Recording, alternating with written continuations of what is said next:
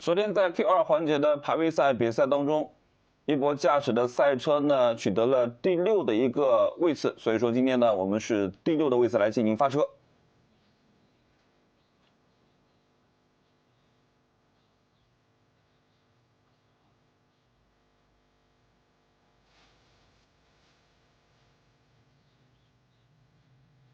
赛事当中赢得了一个亚军的奖杯啊，更加是赢得了大家的一致喝彩。那么在由中国文化和旅游部主管的这个文旅中国账号当中啊，也是发博去庆祝了王一博获得的这个全场亚军。那么也是称赞他在传递热爱、坚持、卓越的这样一个一博精神的过程当中啊，也是为我们的工作和生活是注入了一种新的激情。那么今天下午会继续给大家带来55圈加1分钟的这样一个比赛。那么刚才可以看到直播间里面有很多观众朋友们对赛事的流程啊还是不太了解，很多都是第一次来看我们比赛的观众。那么刚才我们赛车出发从维修区离开的时候，这2圈呢我们把它叫做看路圈。看路圈就如它的名字一样，让车手在这2圈的过程当中去了解一下赛道的状况有没有变化，比如说哪里的草皮或者说哪里的沙砾会不会出现在赛道上。当然我们的工作人员也会尽可能保持赛道的干净和安全。那在这个过程当中，人赛车在驶离坯房之后，它所有的功能包括刹车包括转向等等都是能正常工作的，为接下来时速250公里的比赛去做好一个准备。那么现在我们马上要进行的是一个编队圈的环节。GT 比赛的赛事这个发车是跟上午我们看到的现代 N Cup 和 F4 的赛车不一样，它使用的是滚动发车的形式，赛车会在行进间，也就是在小跑的一个状态，然后再去发车。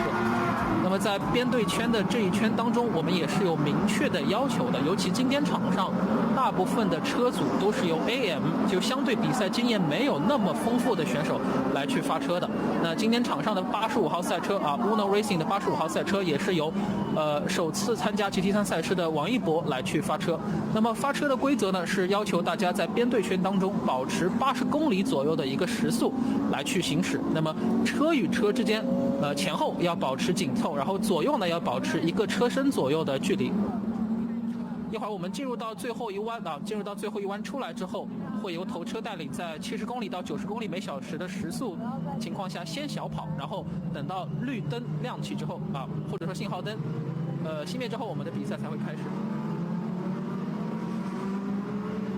那么现在这一圈暖胎圈，同时也是让赛车的轮胎去做好准备，让这个我们的列队进入状态的一个模式。那么今天场上也是有2台 Climax Racing 的赛车来去包揽头排发车啊，看看今天他们2台赛车能不能完成 Pole to Win。 昨天比赛的最后，王一博和李东升的这个精彩的搏斗也是让大家看得大呼过瘾，让我们期待一下下午会有怎么样的表现。我们看到85号赛车王一博前方有一台这个奔驰 AMG GT3 Evo， 这台也是全场唯一一台奔驰赛车啊。这台赛车呢是在昨天的比赛开场的第1圈就发生了碰撞，没有办法完成比赛。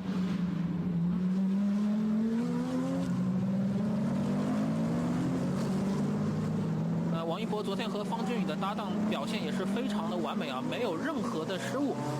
在第1场的比赛当中就为大家展现出了非常棒的一个表现。那今天这场比赛他将会完成第1次自己的滚动发车的这样一个流程。那么他的发车位置呢会在赛道比较靠外的位置。我们来看一下，首先第1位发车的是顾猛和叶红丽的77号车，接下来是777号李东升和李东辉，接下来是666号周天基和林伟雄的赛车，接下来是618号叶思超和李涵宇。下一排发车的是申健和曹继官的奔驰 AMG， 再接下来是方俊宇和王一博的85号赛车。接下来是 GTC 组别的庞长元和李思成驾驶的兰博基尼，以及谢嘉欣和邓永来的 GT3 组别赛车。再往后是陈叶冲和宋依然的 GT3 赛车，以及王晨和许慧斌的 GT4 组别赛车。下一排发车的是陈思彤和肖敏驾驶的 GT4， 以及包俊斌和吴世尧的 GT4 赛车。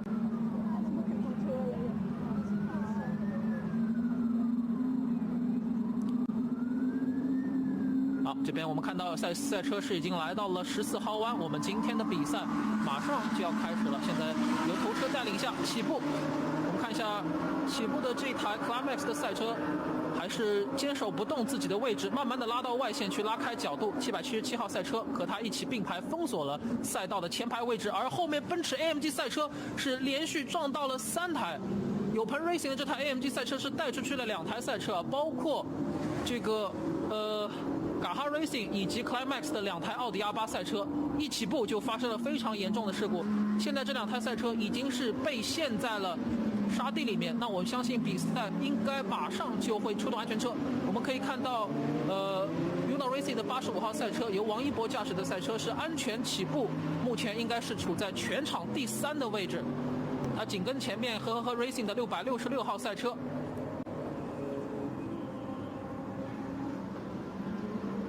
跟在他后面的是 Uno Racing 的另外一台赛车，是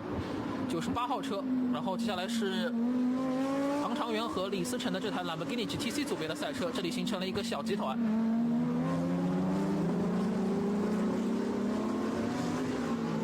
而第一排发车的这一台由叶红利和顾猛驾驶的 Climax 赛车，目前已经是带开非常长的距离了。那么由于排位赛中出现的状况，叶红利在昨天的比赛当中是没有第一棒出场的这一侧。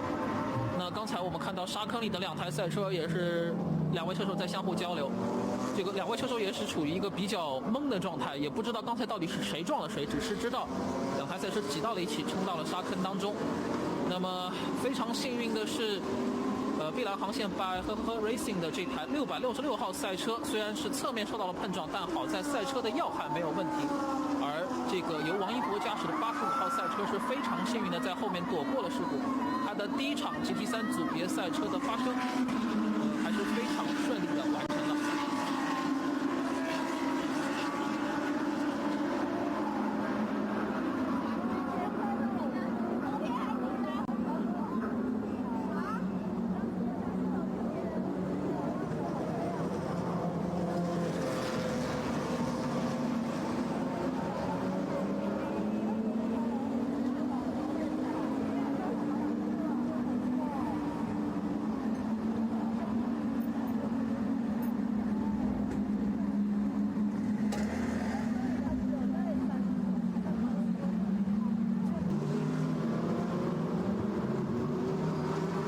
是王一博的视角，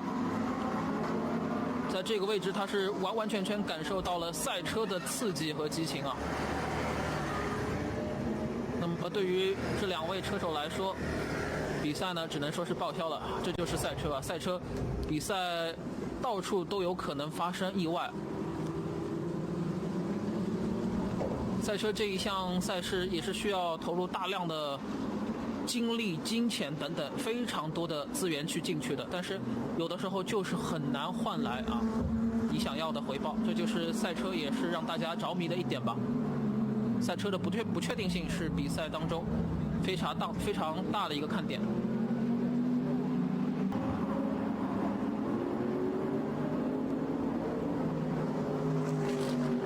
那现在77号赛车所驾驶的车手是叶红利，那么我相信车队的本意一定是让这位 Pro 级别的车手在比赛的开场阶段尽可能的多跑，尽可能的多拉开和后面赛车的一个距离。那么当他把赛车交到这个顾猛的手中之后，他会有一个比较大的领先优势，可以让他不断的跑自己的节奏，来去跑出最佳的一个速度。那么但是有了这次安全车的打断之后，叶红利他最长能驾驶的时长就被缩短了，也就是说他必须跑到最多也就跑到北京时间今天下午2点20分左右的时候，就必须得把赛车交还给顾猛。那么剩下的赛车，比如说后面的666号以及王一博现在驾驶的85号赛车，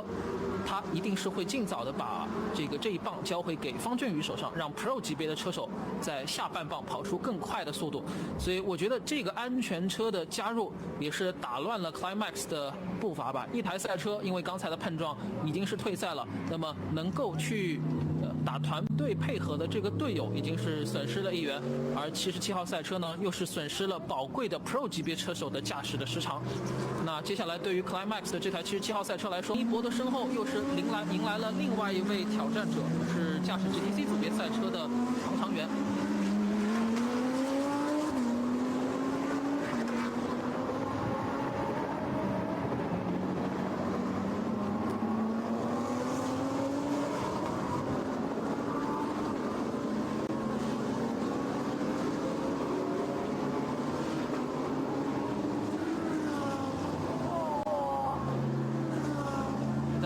全球恢复之后，大家的一个排名情况：777号叶红丽和顾猛的赛车，现在是由叶红丽在驾驶，一马当先。接下来是由林伟雄在驾驶的666号赛车，第3位是由陈叶冲驾驶的98号赛车，而王一博驾驶的85号赛车是在全场第4的位置，身后是来自彭长元和李思成驾驶的2号赛车的一个挑战。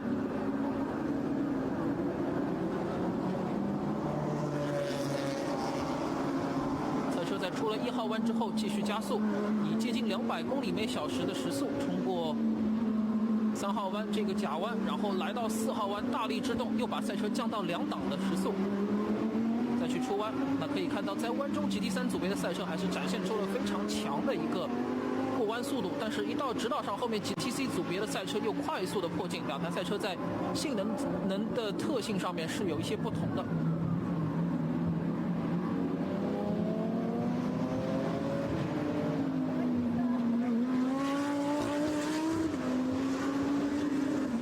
现在把镜头又来到了第2、第3的争夺，这里是碧蓝航线百合和 Racing 由林伟雄驾驶的赛车，目前是被后面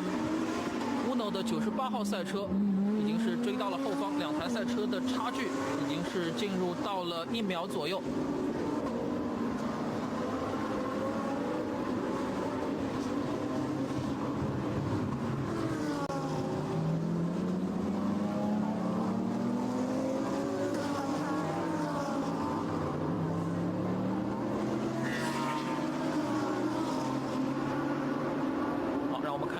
这一圈冲过终点线之后，两台赛车的单圈速度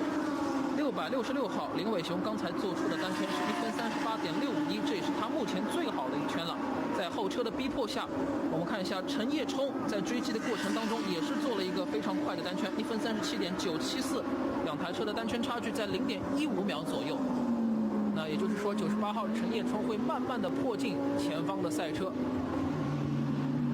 我们在镜头的一角也是看到王一博还是在彭长元的追击下保持了一个非常稳定的圈速，1分39.746，而后面的彭长元1分39.732，大家都是纷纷开始做自己的最好单圈了。这边我们的医疗直升机也是随时待命，万一场上出现了任何的状况，赛车手会以第一时间得到医疗的救助。这虽然赛车比赛是有一定的风险，但是他也做了非常多的安全措施来保证车手的一个安全。我们看到666号和98号的争夺马上就要进入到一个进攻的范围内了，有可能是刚才有棚的赛车在碰撞之后留下的一些碎片。那么在这个弯道大家需要格外的小心。我们把镜头又给回到了85号王一博驾驶的赛车，他的身后仍然是庞长元在驾驶 GTC 组别的兰博基尼，在对他紧追不舍。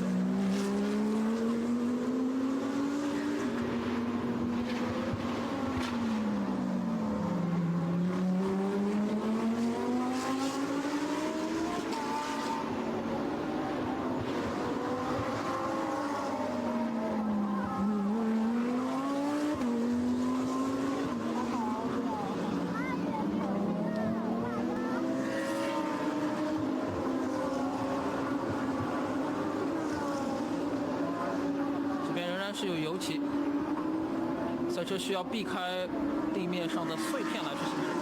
好在这边是一个假弯的位置啊。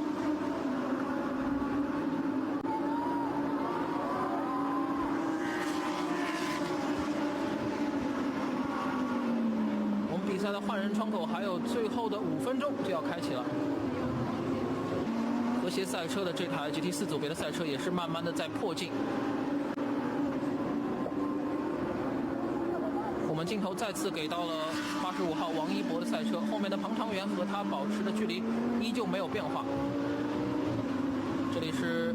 王一博驾驶赛车的第一视角。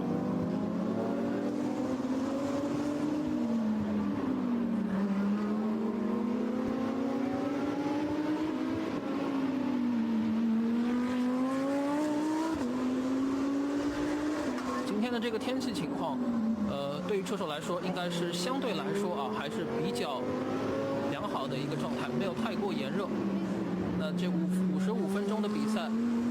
每位车手跑完一半，那对大家来说，体力还是相对来说比较充足的，能够一直保持一个冷静的头脑。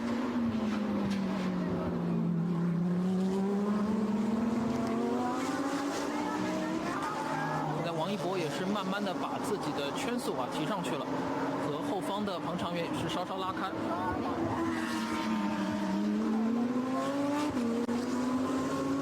王一博在上一圈是刷新了自己的最快单圈，1分38.840，也是越来越进入状态了。这里是领先的叶红丽，我们看一下他和后面赛车拉开的距离是14.818啊，14秒的一个差距。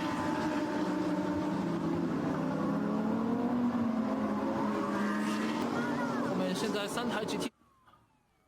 好的，我们恭喜一博顺利完成了前半场的比赛，他也是非常有信心的握拳，对自己的成绩呢也表示了一定的认同和认可。再次恭喜一博安全完赛。那么我们现在呢也顺利的把车交给了方俊方教练，希望他可以继续驾驶赛车，在赛道上取得不错的成绩。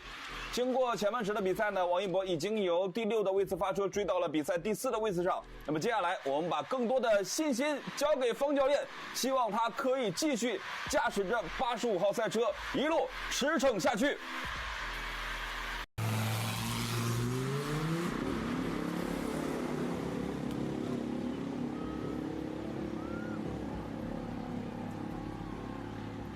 控制住了赛车，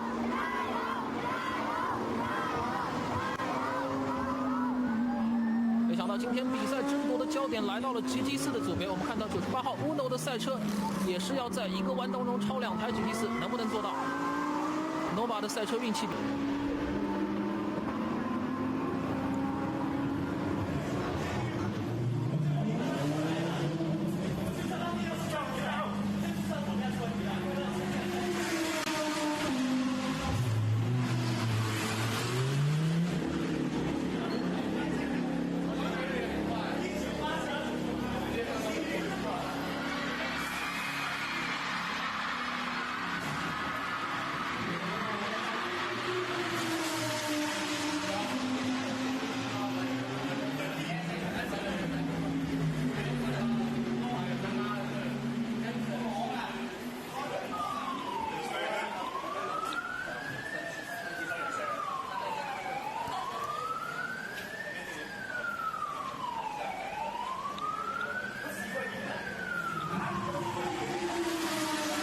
目前完成上半阶段比赛的一博呢，此刻来到了我们的 P 房，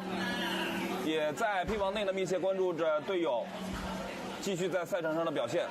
从一博的神情来看，应该是对自己刚才比赛的行进当中的结果还是比较满意的，因为我们从第6的发车顺序呢，已经追到了第4的位置上。我们今天呢，同样也希望85号车组的2位选手可以站在领奖台上。接下来我们就把这样一项工作和任务就交给我们的方教练。一博其实在比赛完也没有展示出太多的疲态，看来还是非常享受比赛整体的一个过程的。我们看到下车之后的话，他也是第一时间来和车队的工程师、工作人员，包括同车队的完赛的车手，也在做着密切的交流，分享着比赛的经验。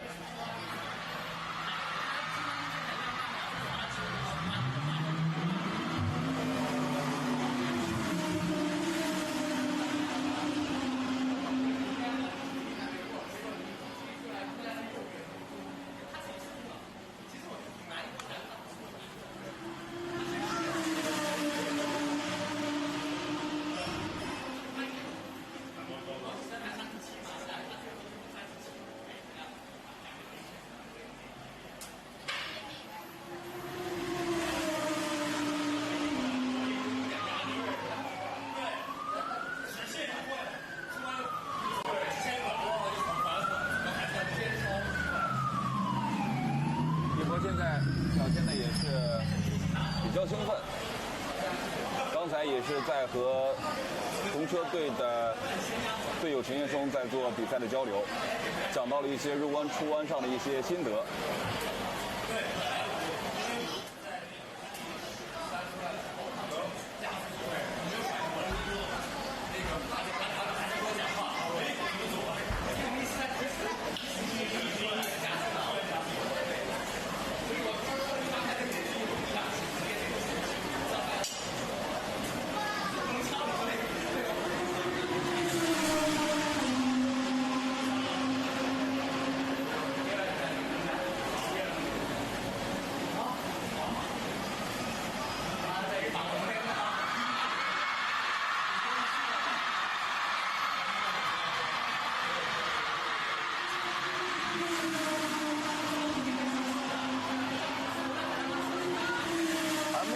得到的最新消息，由方教练驾驶的赛车已经在赛道上完成了对前一辆车的一个超越。目前呢，我们的排名来到了第3个位置上。距离比赛结束呢，还有最后的20多分钟的时间，我们看看方教练有没有机会再次超越下一辆前方的车，来到亚军的位置。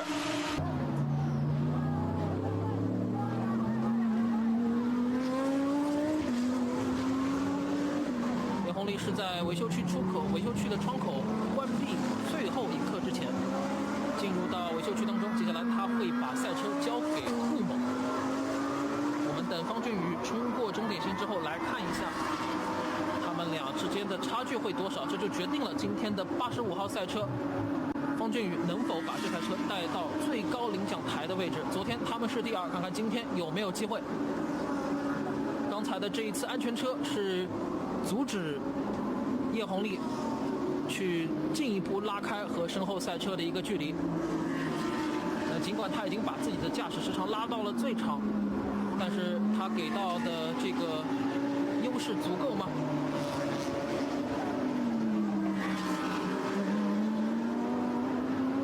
近的一角里面窥探到85号竹叶青赛车的这个身影呢，目前看来还是不行的。两台赛车隔了1个弯加1条直道，25秒的差距，还有17分钟。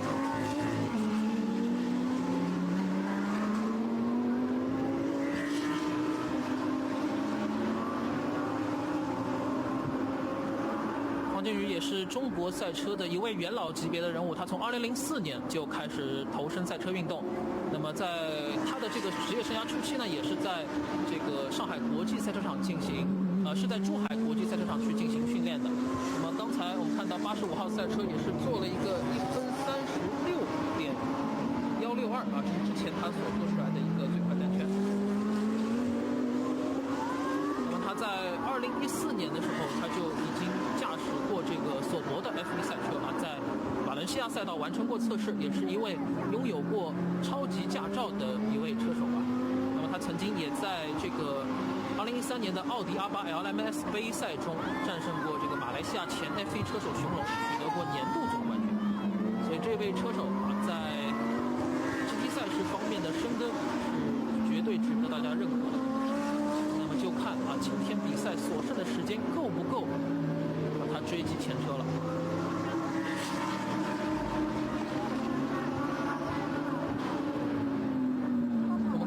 看了一下他的进站之后的几个单圈啊，1分37.0，1分36.8，36.1，36.7，36.8，37.0，37.0，37.0，基本上就维持在36嗨到37头的这样一个圈速，非常快且非常的稳定啊。如果没有慢车的影响，他会持续的以这个步伐1圈2秒半，1圈2秒半再去追击。那么顾猛，我看一下他的单圈，在完成换人之后是连续跑了2个1分39.6啊，这是他目前的一个圈速水平。那么每圈追击的秒数就在2.5秒多一点点，就看这个时间够不够了啊。而这边顾猛是碰到了前面的 GT4 组别的赛车，他现在心里一定是非常焦急的，尤其是看到连在一起的2台 GT4，他可能会感觉有些头疼，就看他会在哪个地方去套 GT4 的赛车了。那 GT4 组别的赛车和这个 GT3 组别的赛车，尤其是前面这台赛车的奥迪A8和它的底子是一样的，都是根据街道版本的车型来去打造的。但是 GT3 组别的赛车拥有更强的空气动力学套件，这些多余的翼片就会让它在进弯的过程当中带更多的速度，但是在低速弯道当中，它们的速度就差不多了，就很难去套圈了。所以对于部门来说，找到一个合适的位置来去套圈会是比较困难的。接下来98号赛车，这里是 Uno Racing 的98号赛车处在全场第3的位置，他现在是全5人后无来者，他的个人最快圈是1分37.455。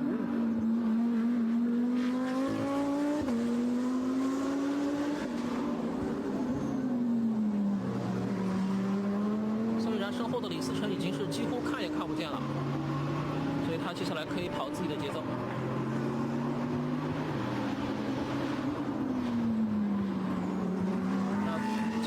场上方俊宇、王一博以及陈业冲、宋立然所驾驶的这2台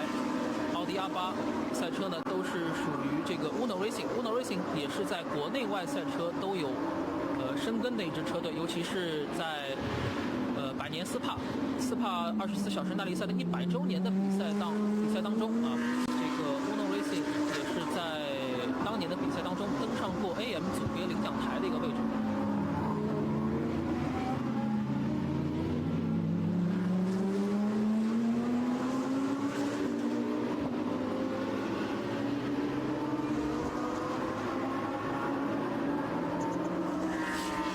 是超过了有朋 Racing 这台战损的赛车。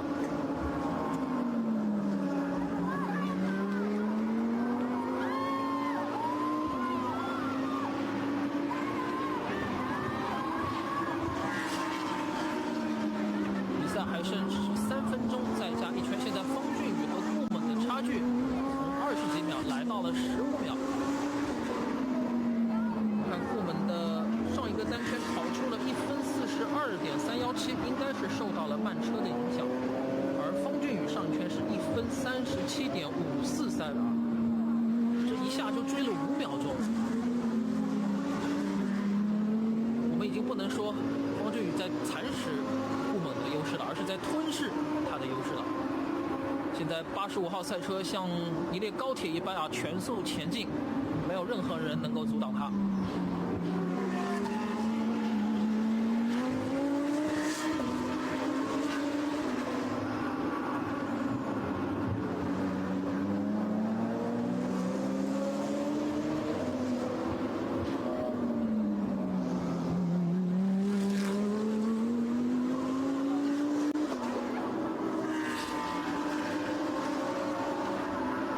这一台涂装非常炫酷的啊，竹叶青元素的涂装呢，也是可以看到有一个冠名赞助商啊，海飞速应该也是一个时装的品牌。那时装品牌出现在赛车的这个身上，也是非常多见的。包括场上刚刚退赛的618号赛车，它的赞助商是应该是嘎哈 Racing 啊，嘎哈也是应该也是一个时装相关的一个品牌。赛车已经和年轻、和活力、和时尚啊，已经是很好的绑定了。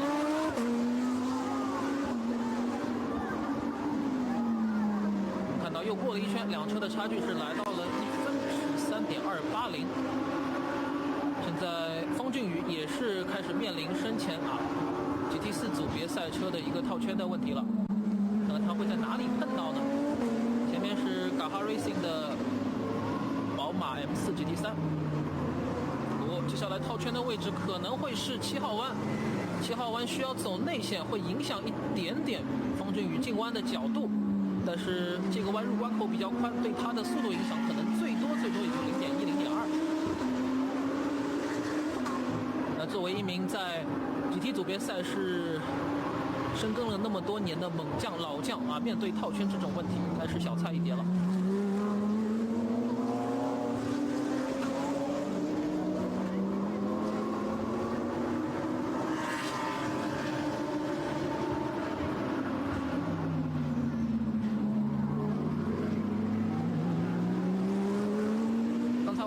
关注到的 GT4 组别的3台赛车的争夺，就是屏幕左侧这个排名表上蓝色标记的69、62和96号赛车也是慢慢相互之间拉开了距离。现在我们看到应该是由王晨驾驶的这台宝马 M4 的车型虽然刚刚是有被超越的这个情况出现，在换人之后一直是在领跑的状态。单圈1分46.836，上一圈就是他的最快圈，而身后的包俊斌上一圈只做了1分48.610还是有一些单圈差距的。GT4 组别场上车手的这个完赛排名可能会和昨天完全逆转。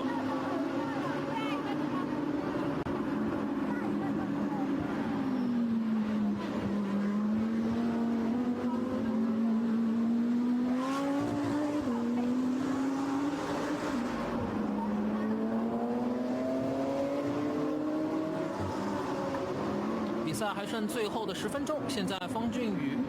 和顾猛赛车的差距，85号和77号的差距已经是来到了11.258，我相信再下一圈就能够看到10秒以内的差距了。我不知道现在顾猛的后视镜里面能不能瞥到一眼那台竹叶青涂装的赛车。我们目前比赛到这个阶段呢，还有最后10分钟的时间，而目前驾驶着85号赛车的方俊宇呢，由最初的落后27秒，已经追到了还有11秒左右的差距。距离比赛还有最后的10分钟时间，这也为最后的比赛阶段留下了一丝悬念。稍后呢，就会我们更加密切关注到冠亚军的争夺。而方教练所驾驶的赛车呢，就是我们一位速为王一博倾力打造的全新专属一位速牛仔涂装的赛车。赛车今天在赛场上也是非常的亮眼，而且我们全车使用的是品牌标志性的牛仔布纹和仿牛仔的口袋。而一博呢，目前在我们画面中目前也是在和已经完赛的欧诺车队的另外一位车手陈业冲做着密切的一个交流，并且实时关注着赛场上的情况。而一博这一次呢，也是身穿伊维苏为其独家定制的赛车服，整套也是搭配了伊维苏经典的牛仔布纹，以及品牌标志性的海鸥标识和众多的口袋设计。目前我们看到的镜头内出现的车辆就是一博和方教练驾驶的85号赛车。就像刚才我们提到的一样，全身呢都是使用了品牌标志性的牛仔布纹以及仿牛仔口袋的技术。确实在今天的赛场上非常亮眼。比赛呢剩下的最后8分钟的时间，我们也密切关注一下赛场上形势的变化。而一博此时呢，正在坯房内呢和工作人员一起来观看方教练最后的比赛进程。而这一次比赛我们所用到 GT3 的这辆赛车呢，也是由我们伊维苏独家来赞助的。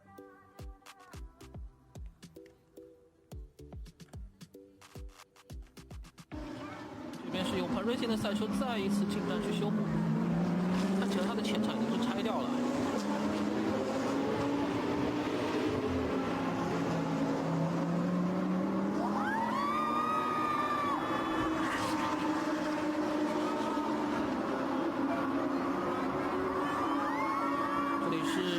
的98号赛车，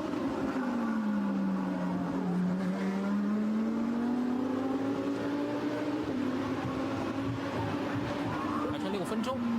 ，6分钟还剩6秒，这个差距就很微妙了。看看最后会不会又是演变成最后一弯的大战。现在我觉得对于顾猛来说，他的压力会越来越大了，他的轮胎的压力也会越来越大。我们看这边 GT4 左边的赛车差一点没刹住顶到前面 Champion Motorsports 的赛车。这边套圈的时候也是因为他需要在非赛车线上驾驶，他所行驶的路线和自己平时练习跑的不一样，那这个时候刹车点是需要改变的。如果说这个挪动的步伐调整的步伐太大的话，很容易出现刹车进弯失误的情况。好在刚才呢，他是及时的躲开了601号赛车，也是非常敏锐的留出了半个车身的回撤空间。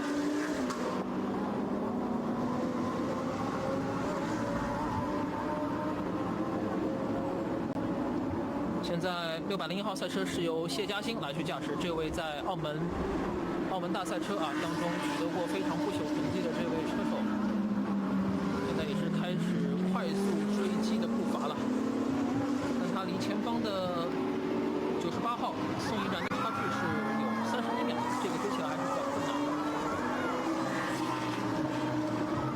这款 GTC 组别的赛车。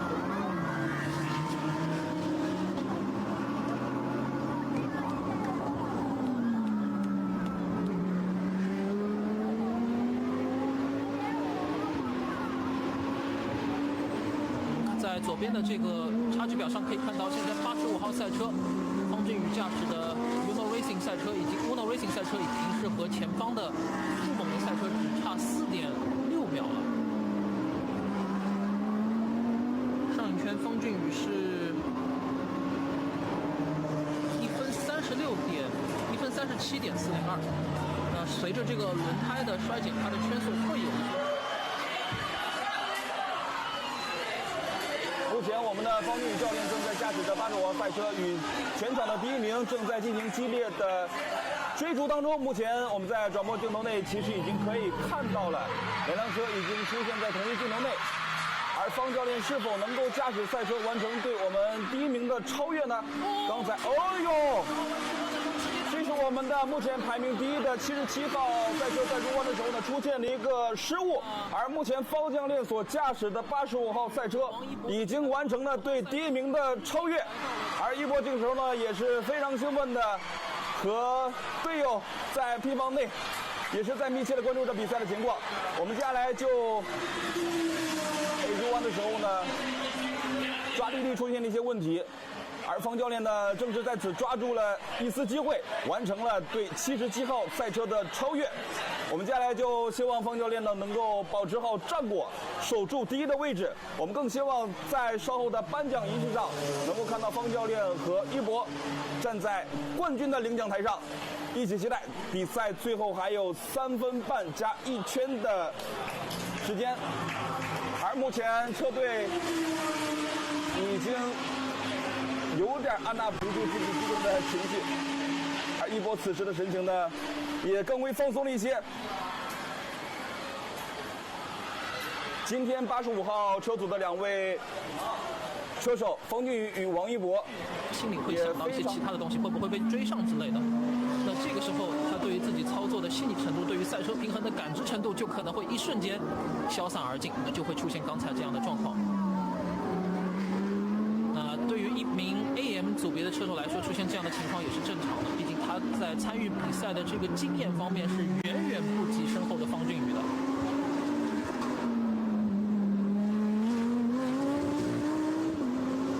那么就在比赛的最后3分钟，没想到这个超越来的比我想象的要更快一些。这里是方俊宇的车载，当他一出弯看到一阵蓝烟，他还是收了一下油门的，防止追撞到前面的赛车。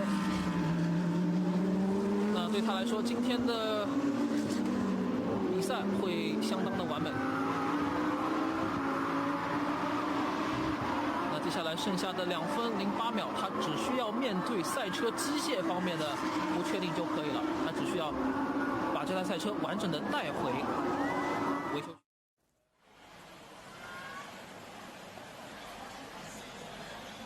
好的，最后1分50秒的时间。那么方教练现在的主要任务呢，就是带着85号赛车安全完赛，并且守住第一的位置。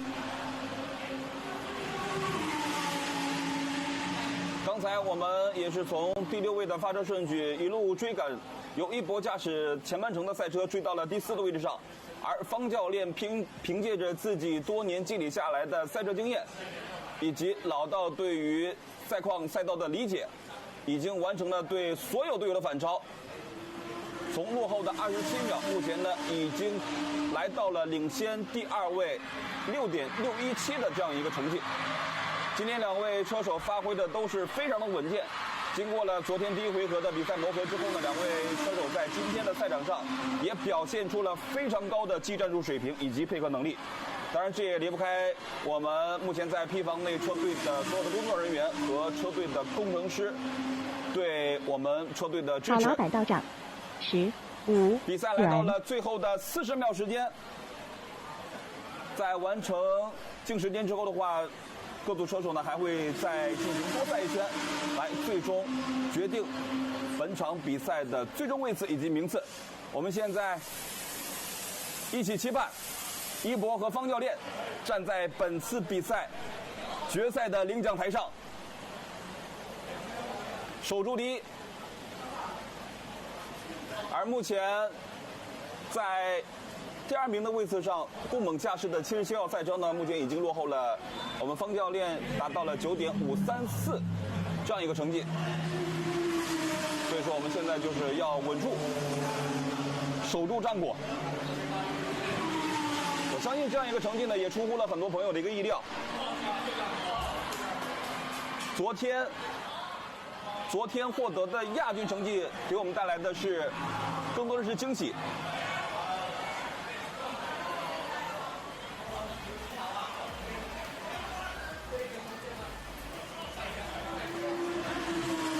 好的，赛事即将进入到最后一圈的争夺当中，比赛到这儿呢，悬念应该是没有了。目前比赛的差距来到了9.534。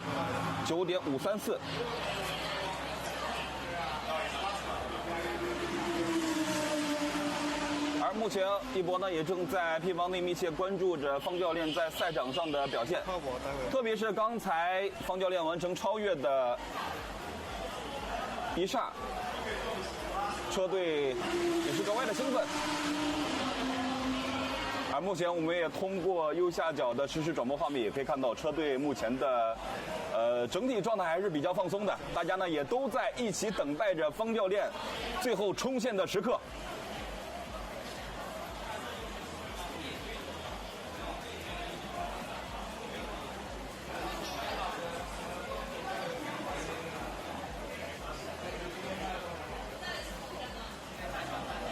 目前我们的转播画面呢，就是我们车手方教练内车内的一个视角。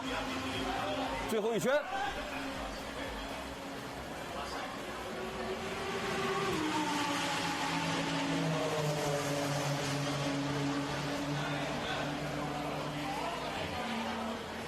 今天方教练在凭借着自己多年的驾驶经验，还是顶住了压力，完成了对其余车手的一个超越。一博此时呢也是站了起来，他稍后呢也将会走出坯房，和方教练一起来庆祝这样一个时刻。我们恭喜方教练，恭喜一博完成了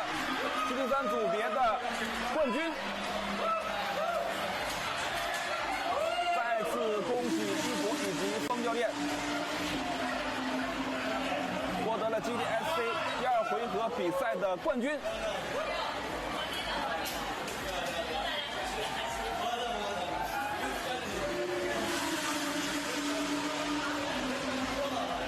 这个时候大家可以松一口气了。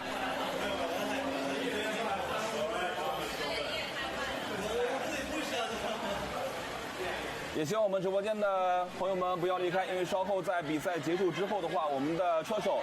会经过简单的调整，稍后的通过我们的镜头来到颁奖区来颁奖。是个车吗？有。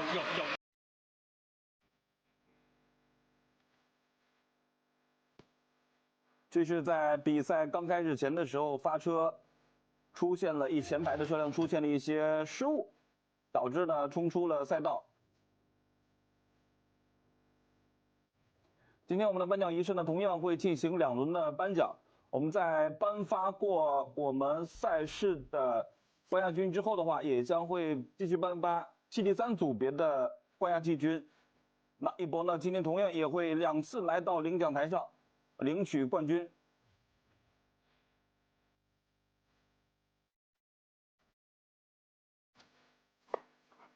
85号战车今天在珠海国际赛车场上留下了一道道亮丽的风景线，而这辆赛车呢，也是由我们 Evisu 独家提供的。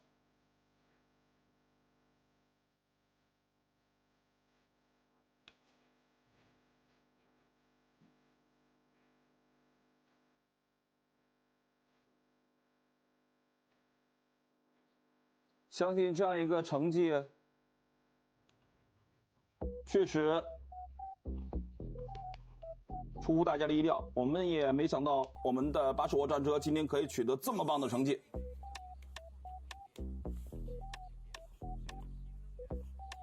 我们也希望一博呢以后可以有更多的机会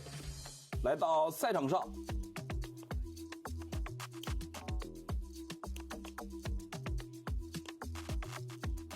一博和方教练激动地相拥在了一起。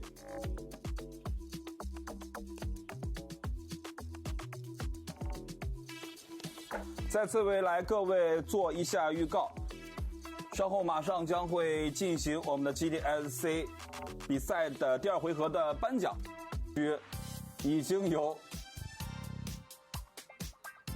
好的，我们的一博和方教练已经来到了领奖区。一博此时呢，兴奋的像个孩子一样，第2次站在领奖台，明显比昨天经验丰富了一些。准备打开我们的庆祝香槟。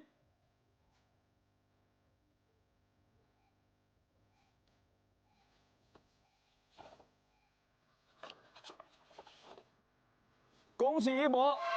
恭喜方教练。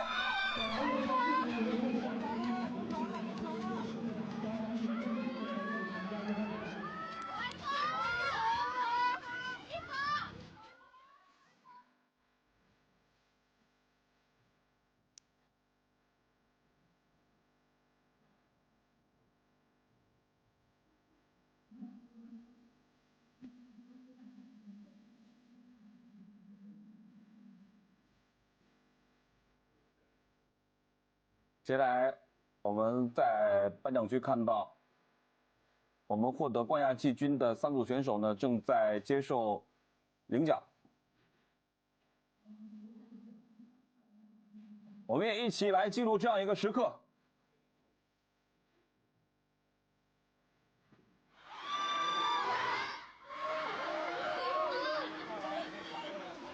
好，在下面，喂。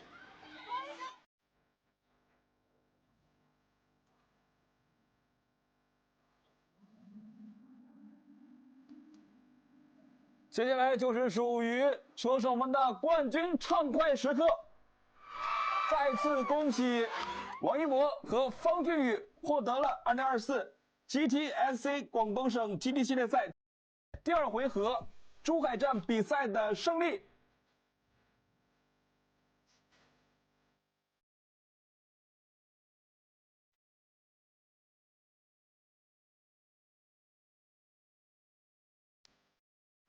赛场上我们是对手，赛场下我们共同互相庆祝，享受这样一个时刻。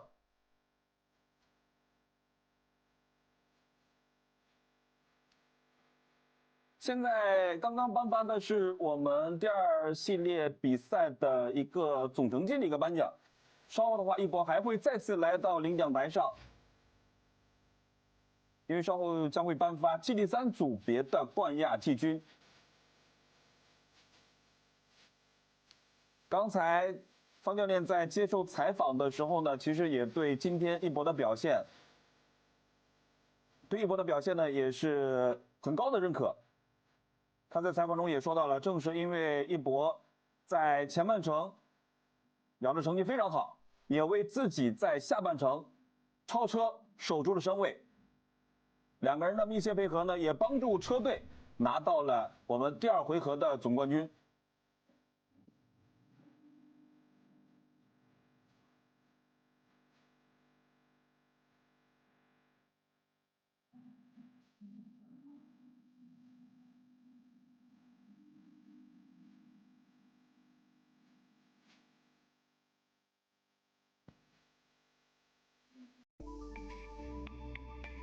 我们第1回合的我们最开始的颁奖是赛事上对于这次总成绩的一个1、2、3名的颁奖，而在分组上的话，王一博的车队拿到的是 GT3 组别的一个小组的一个第1名的一个名次。所以说的话，我们2轮颁奖，它的意义也是不同的。而这次的颁发呢，讲的是 GT3 组别的一个冠亚季军的一个颁发。再次恭喜我们的冠亚季军的车组，同时恭喜方俊宇和王一博获得了 GT3 组别的冠军，再次享受属于自己的冠军时刻，让我们一起高兴的庆祝吧！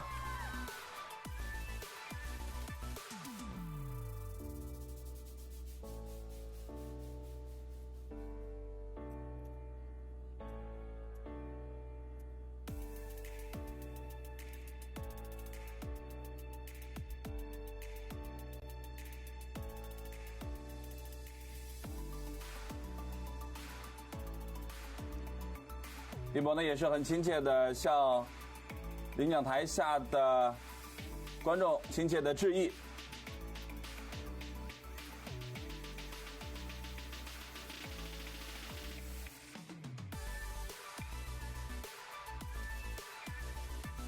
好的，现场的关注直播的各位朋友们，2024 GTSA 广东省 GT 系列赛珠海站的2回合比赛到这里呢已经全部结束了。再次感谢大家守候在我们 AV 速的官方直播间。这里是珠海国际赛车场，我们下次比赛再会。